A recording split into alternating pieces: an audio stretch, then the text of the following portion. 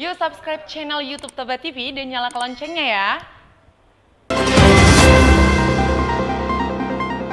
Museum TB Silalahi Center didirikan oleh Letnan Jenderal Tiopan Benhart Silalahi atau yang lebih dikenal dengan TB Silalahi. Museum ini berdiri di Jalan Pagar Batu nomor 88, Desa Silalahi, Kecamatan Balige, Kabupaten Toba, Sumatera Utara. Selain menyimpan benda-benda bersejarah, museum ini juga menceritakan soal kisah perjalanan TB Silalahi.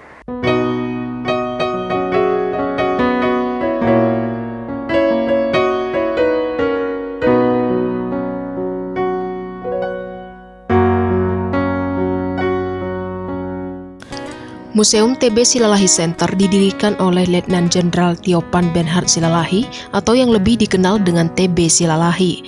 Museum ini berdiri di Jalan Pagar Batu nomor 88, Desa Silalahi, Kecamatan Balige, Kabupaten Toba, Sumatera Utara. Selain menyimpan benda-benda bersejarah, museum ini juga menceritakan soal kisah perjalanan TB Silalahi. Museum ini didirikan untuk melestarikan budaya Batak dan mendorong pembentukan karakter generasi Batak, khususnya kaum muda untuk lebih mencintai budaya Batak. Di dalam museum ini terdapat kisah perjalanan TB Silalahi sejak lahir hingga menjadi seorang jenderal dan pernah menjabat sebagai menteri. Ijazah pendidikan, pakaian dinas, bintang jasa kehormatan, senjata, kendaraan pribadi, dan berbagai kenangan dari penjuru dunia yang diberikan kepada TB Silalahi disimpan di museum ini. Jadi Yayasan TB Silalahi Center itu sendiri didirikan pada tahun 2006. Waktu itu dengan memanfaatkan kawasan bekas pabrik air minum kemasan Airos. Kemudian bangunan itu dialihfungsikan menjadi museum yang bernama Museum Jejak Langkah Dr. TB Silalahi. Tujuan daripada Opung TB Silalahi mendirikan museum ini adalah sebagai bentuk penceritaan dengan harapan itu akan menginspirasi generasi-generasi muda, terutama para pelajar baik di kawasan Toba, di Sumatera maupun di Indonesia, untuk berjuang meraih cita-cita dan juga menembus segala keterbatasan dalam kehidupannya.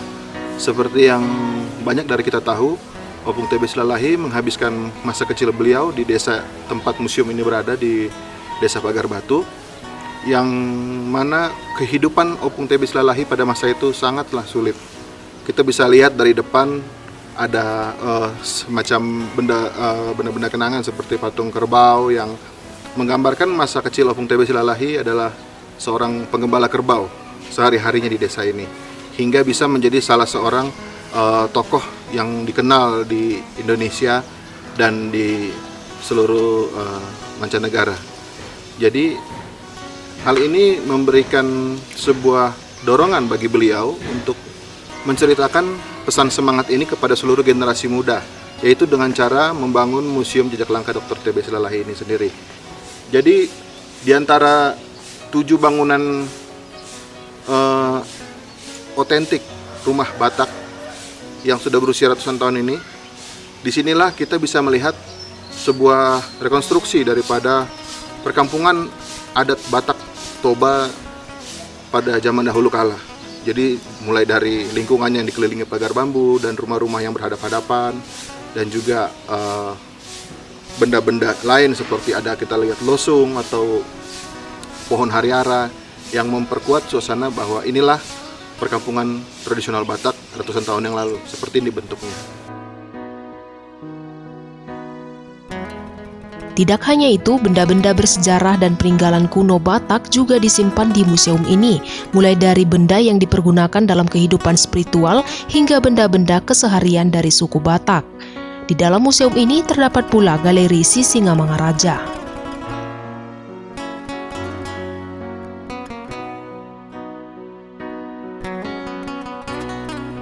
Jadi Bang, siapa sih Bang pertama kali yang menginisiasi berdirinya museum ini sendiri Bang? Ya, memang museum ini sendiri seperti nama dari pendirinya, dari Yayasan TB Silalahi Center. Jadi memang museum ini sendiri diinisiasi oleh Opung TB Silalahi sendiri beserta keluarga. Baiklah. Sedangkan Kuta Batak dan Museum Batak mempunyai tujuan utama, yaitu untuk mempertahankan kelestarian budaya Batak itu sendiri. Demikian. Oke.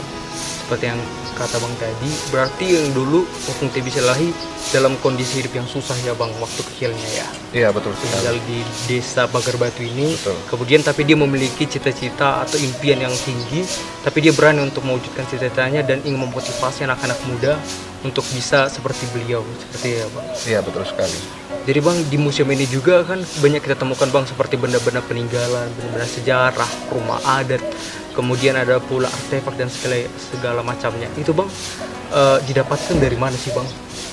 Ya, jadi seperti museum-museum lainnya dalam mendapatkan koleksi, Museum Batak TBC Lalahi Center mendapatkan koleksi pertama ada yang berupa dari hibah. Jadi diberikan kepada orang-orang yang punya perhatian untuk lebih mementingkan peninggalan budaya ini untuk lebih dilestarikan sesuai dengan standar permusiuman. Dan ada juga yang diperoleh juga dengan kompensasi dari orang-orang yang menawarkan, tapi sampai saat ini masih jauh lebih banyak dari yang memberikan. Yang memberikan. Ya. Oh, baik Bang. Terkait dengan penanggung jawabnya, apakah museum ini ditanggung jawabi oleh pemerintah atau bagaimana Bang? Ya, jadi memang museum ini sendiri berdiri di bawah naungan Yayasan TBC Lalahi Center, dan memang kami mencoba berdiri sendiri sampai saat ini. Ya puji Tuhan kami masih bisa mengelola operasional daripada museum ini sendiri dan kelangsungannya dari dalam naungan Yayasan TBC Lalahi Center itu sendiri. Baik Bang. Apakah ada pernah kejadian Bang seperti ada kehilangan barang-barang yang berharga atau bagaimana di museum ini Bang? Syukurnya sampai saat ini untuk kehilangan kita belum pernah mengalami ya, karena kita juga punya security yang standby 24 jam dengan shift yang bergantian, juga support dari Bapak TNI dari Kompi 125 dari Simbisa juga untuk membantu kami dalam mengamankan dan menertibkan lingkungan ini sebagai tempat wisata. Berarti dari sistem pengamanannya berarti sudah cukup terjamin ya Bang? Seperti itu ya Bang? Boleh kita bilang seperti itu. Oke Bang. Dan yang terakhir, pertanyaan terakhir, apakah ada inovasi-inovasi yang akan dimunculkan lagi? Ini kan Bang, pertama kan ada jejak langkah TBC Lalahi. Ya. Kemudian ada baru pembangunan lagi beberapa tahun yang lalu, itu Museum Warisan Batak. Dan apakah ada inovasi lain yang mungkin menambahkan ide-ide lain supaya anak-anak muda atau anak-anak di luar sana bisa lebih tertarik lagi kepada museum ini sendiri? Ya, kita juga mencoba sampai saat ini untuk terus aktif di dunia digital, di dunia media sosial juga kita coba untuk bagaimana kita menyediakan konten-konten edukasi budaya Batak. Jadi kalau misalkan teman-teman mau mempelajari tortor-tortor tertentu, kita udah siapkan tuh video materi ajaran di YouTube kita dan free untuk diakses, teman-teman bisa langsung belajar daripada takut mengenai hak cipta dan lain-lain ya. Dan kemudian juga kita juga sedang mengusahakan bagaimana tempat ini juga menjadi salah satu kawasan yang tergolong kawasan hijau. Nah, termasuk dengan nanti mungkin kita akan ada terobosan-terobosan seperti agrowisata yang sedang kita usahakan saat ini untuk bisa segera dinikmati sama masyarakat.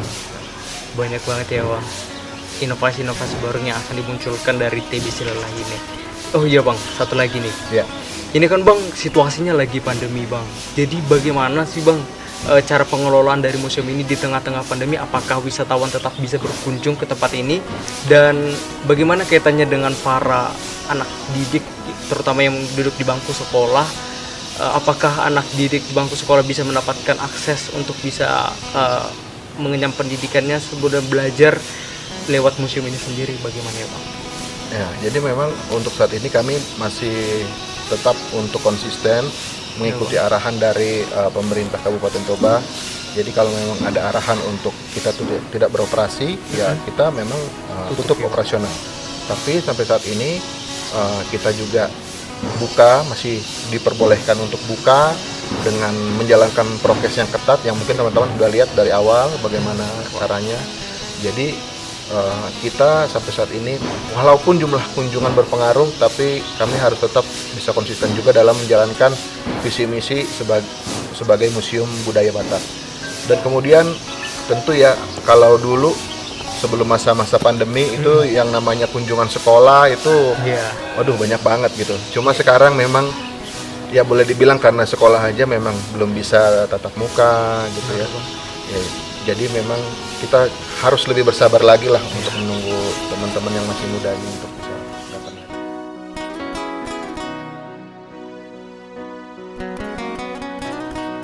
Pendirian museum ini diharapkan mampu memotivasi generasi muda untuk meraih cita-cita, seperti halnya kegigihan TB Silalahi dalam meraih cita-cita hingga menjadi seorang jenderal bintang 3 dan pernah menjadi menteri. Dari Kabupaten Toba, tim Toba TV melaporkan. Saksikan program Toba TV dan live streaming Toba News di channel YouTube Toba TV. Jangan lupa follow sosial media kami untuk info terupdate atau kunjungi website kami di www.tobatv.com.